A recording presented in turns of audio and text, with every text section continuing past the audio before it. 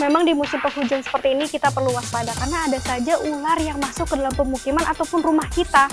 Karena di musim penghujan adalah waktu yang tepat bagi anak-anak ular ini menetas atau keluar dari cangkangnya. Nah, kalau kita tidak tahu cara penanganannya sendiri, kita perlu menelpon rescue terdekat. Seperti saya mau telepon dulu.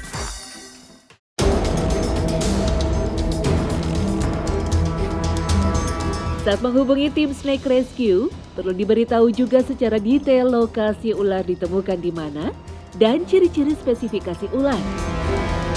Jika tidak mengetahui jenisnya, beritahu saja apa yang dilihat seperti warna dan ukuran ular.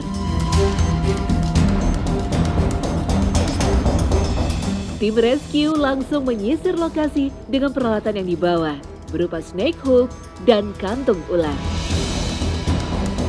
Nah, ini apa sih, Mas? Ini anak kobra. Kelihatannya dari mana? Kelihatan dari warnanya, dari sisiknya, karena kita memang identifikasi cepat ya, harus tahu cepat. Terus dia berbisa, hati-hati. Kalau udah tahu berbisa kayak gini, nggak boleh langsung dipegang pakai tangan. Karena bisa gigit, walaupun dia pegang ekor atau badan, dia langsung bisa gigit. Jadi harus pakai alat, terus dimasukkan ke kantong. Hati-hati ketika melakukan harus pakai kacamata, karena bisa nyembur dia. Berapa jaraknya, Mas? Bisa nyampe 40 cm, 60 cm, tergantung posisinya dia. Walaupun masih anak, ular kobra ini tergolong agresif. Reaksi kobra pasti melawan dan berontak sewaktu ditangkap.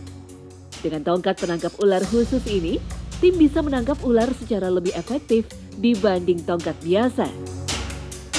Mas, gimana kalau besok-besok ada lagi, Mas? Oke, yang penting harus tenang dulu. Yang kedua ini kita mau contohin, kita lepas lagi, tapi pakai peralatan yang ada di rumah. Dengan alat sederhana yang ada di rumah, kita juga bisa menangkap ular. Kuncinya tidak perlu panik. Gunakan tempat sampah atau ember, pengki, dan sapu. Gunakan sapu untuk menggiring ular ke dalam pengki, lalu masukkan ke ember atau tempat sampah. Penyisiran ular tidak hanya di tanah saja, tapi juga ke pepohonan. Karena ada juga jenis ular yang senang menangkap mangsa di atas pohon, seperti anak burung. Mas, kalau yang di atas pohon seperti ini kan kita susah, Mas, untuk ambil pakai sapu ini. Betul. Kalau warga atau ibu rumah tangga tahu, sebaiknya dibiarkan saja, jangan diusik, panggil orang yang terlatih. Bisa komunitas reptil, bisa pemadam kebakaran, siapa aja nanti bantu ngambil. Kecuali kalau dia ada di tanah, tiba-tiba dia jatuh, kita bisa masukin lagi ke ember tadi.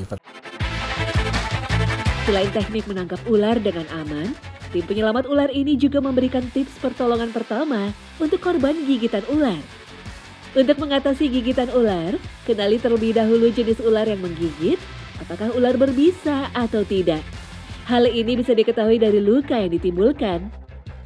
Gigitan ular tidak berbisa biasanya akan menimbulkan luka halus berbentuk lengkungan. Sedangkan luka pada korban gigitan ular berbisa akan menimbulkan bercak kebiruan, bengkak, dan nyeri. Pada korban gigitan ular tidak berbisa, penanganan bisa dilakukan dengan membersihkan luka dengan antiseptik dan memberikan pengobatan pada luka yang ditimbulkan. Sedangkan gigitan ular berbisa akan menimbulkan sejumlah gejala pada tubuh. Di antaranya adalah kelemahan otot, menggigil, berkeringat, mual, muntah, nyeri kepala, dan pandangan kabur. Gejala ini muncul sekitar 30 menit hingga 24 jam setelah digigit ular berbisa. Sebelum berakibat fatal, pertolongan pertama harus dilakukan agar racun ular tidak tersebar ke seluruh tubuh. Nah, kalau yang berbisa, prinsipnya adalah luka ini nggak boleh gerak. Namanya mobilisasi. Caranya bisa dengan alat, apapun alatnya ya. Tolong dipegangin dulu. Ini misalnya gini, dikasih tongkat, kemudian diikat di kanan kirinya. Ini nggak boleh gerak. Tujuannya apa? Agar luka itu tidak ada banyak gerakan atau imobilisasi. Nah, kalau tidak banyak gerakan, maka dia bisanya hanya ngumpul di lokasi luka aja, nggak nyampe ke arah jantung. Ini yang harus dilakukan di rumah, ya. Ini contoh. Sambil menunggu ambulans datang sambil atau nunggu ke dokter bantuan, ya? betul. Jangan sampai korban nggak dirawat atau nggak diimobilisasi, didiemin aja. Justru itu malah berbahaya. Kalau kita digigit ular bisa, dia kayak Disedot ya. disedot gitu Ya. Mas. Oke, itu Biar sebetulnya keluar katanya bisanya. pertama tindakan itu percuma, yang kedua justru merugikan pasien. Jadi sekarang udah nggak direkomendasi sama WHO. Kenapa? Karena bisa ular itu tidak melalui darah, bisa ular melalui getah bening. Jadi cukup dimobilisasi aja agar gerakannya tidak kemana-mana. Mas, jadi cara efektif untuk mencegah ular datang kembali apa Mas? Lingkungan kita harus bersih, karena tempat yang paling disukai ular itu tempat yang lembab dan kotor, dan banyak makanannya. Kerangi tumpukan barang bekas seperti kayu atau genting. Kalau suka menumpuk barang, bisa jadi tempat tikus. Kalau ada tikusnya, pasti mengundang ular untuk makan. Di awal kita mendirikan, kita memang misinya merubah paradigma negatif masyarakat tentang ular. Paling tidak, kita ingin memberitahu informasi yang benar tentang ular, agar orang itu tidak takut lagi sama ular. Tidak semua ular itu perlu dibunuh, tidak semua ular itu perlu ditakuti, karena yang berbisa hanya sedikit.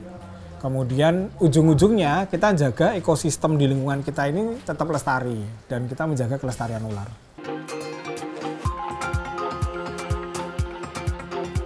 Sekalipun menjadi hewan yang banyak berkeliaran di tempat publik, ular seringkali dikaitkan dengan makhluk mistis. Makanya ada cerita legenda Nyai Blorong. Lalu bagaimana pandangan agama? Memang setan atau jin bisa menjelma menjadi ular, lalu menampakkan diri kepada manusia. Karena itu Rasulullah SAW melarang langsung membunuh ular yang muncul di dalam rumah. Sebab dikhawatirkan itu merupakan jelmaan jin muslim. Suatu ketika Abu Sa'id menemui Abu Sa'id Al-Khudri di rumahnya. Ketika itu Abu Sa'id sedang sholat, karena itu aku duduk menunggu hingga selesai sholat. Tiba-tiba aku dengar suara gemerisik di lapisan penyangga atap. Tiba-tiba saya melihat seekor ular. Karena itu saya berdiri hendak membunuhnya. Tapi Abu Sa'id memberi isyarat kepadaku agar tetap duduk. Aku pun kembali duduk. Ketika ia telah menyelesaikan sholatnya, dia menunjuk salah satu ruang di rumahnya, lalu berkata, "Engkau lihat kamar itu?" Aku menjawab, "Ya." Lalu Abu Sa'id berkata, "Dulu di sini tinggal seorang pemuda baru menikah. Suatu kali kami pergi ke perang Khandak bersama Rasulullah. Pemuda itu minta izin agar diperbolehkan ikut perang sampai tengah hari. Suatu hari, pemuda tersebut minta izin kepada Nabi untuk pulang ke rumah. Nabi SAW berkata, 'Bawalah senjatamu, sebab aku khawatir Bani Quraidah, Yahudi di Madinah, mengganggumu.' Pemuda itu mengambil senjatanya, lalu pulang. Setiba di rumah dilihatnya istrinya sedang berdiri antara pintu rumah dan pintu halaman. Terdorong oleh rasa cemburu, dia menghambur hendak menikam istrinya dengan tombak. Istrinya berteriak, 'Tahan tombakmu, masuklah dan lihatlah apa yang menyebabkan aku keluar rumah.' Pemuda itu pun masuk ke rumah dan dilihatnya ada seekor ular besar melingkar di tempat tidurnya. Dia membidik tombaknya ke arah ular itu dan mengenainya. Ia keluar rumah dan membiarkan ular itu di dalam kamar. Tiba-tiba ular itu menyerangnya dan membelitnya. Mereka bergulat entah siapa yang mati lebih dulu. Kami lalu menghadap Rasulullah dan menceritakan kejadian pemuda itu. Kami mohon kepada beliau, 'Ya Rasulullah, mohonlah kepada Allah agar dia bisa tetap hidup bersama kita.' Nabi SAW bersabda, 'Sebaiknya kalian memohonkan ampunan kepada Allah untuk dia. Sesungguhnya di Madinah ini ada segolongan jin yang telah masuk Islam. Jika kalian melihat satu dari mereka, maka mintalah kepada mereka untuk keluar dalam jangka waktu 3 hari. Jika ia tetap menampakkan diri kepada kalian setelah itu, maka bunuhlah ia, karena sesungguhnya dia itu setan.'" Dalam riwayat lain disebutkan bahwa Rasulullah SAW bersabda, "Sesungguhnya bagi rumah ini terdapat awamir, penghuni. Jika kalian melihat sesuatu darinya maka biarkanlah sampai 3 hari. Jika dia masih ada lebih 3 hari, maka bunuhlah karena dia kafir." Hadis riwayat Muslim. Tapi tidak semua jenis ular harus dibiarkan selama 3 hari. Ada juga pengecualiannya. Dari Abu Lubabah radhiyallahu anhu, Rasulullah Shallallahu alaihi wasallam bersabda, "Janganlah kalian langsung membunuh ular di dalam rumah, kecuali setiap ular yang buntung, pendek ekornya, dan memiliki 2 garis di punggungnya. Karena ular jenis ini dapat menggugurkan kandungan dan membutakan mata. Maka bunuhlah ia." Hadis riwayat Muslim.